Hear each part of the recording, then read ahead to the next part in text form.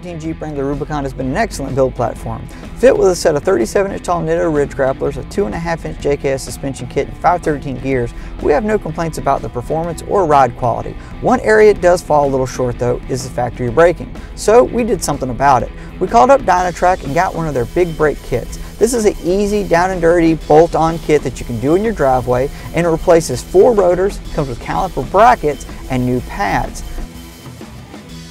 The real magic of the system stems from the larger brake rotors. These oversized units use a pillar-style venting system to keep them cool and strong, while the increased diameter equates to increased braking leverage.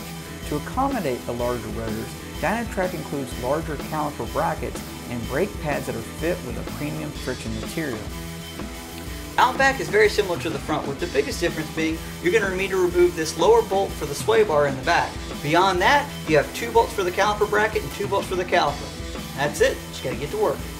Since the ProGrip system retains the stock calipers, no bleeding of the braking system is required. Dynatrac's ProGrip system is designed to work with most 17-inch wheels and retains the factory 5-on-5 wheel bolt pattern. So if you have a good 17-inch wheel, you'll likely be able to keep it. Speaking of wheels, after torquing on ours, we did what every wheeler likes to do, hit the dirt. While we found the extra braking power incredibly useful for downhill descents and locking up the treads off-road, on-road is really where this system shines. Once we observed the required break-in period, we were able to get the full effect of the system, which is absolutely incredible compared to stock. Dynatrac states it's a 30% improvement, and we'll attest that it even feels better than that. Since it's a 4-wheel braking system, it's a more balanced braking feel.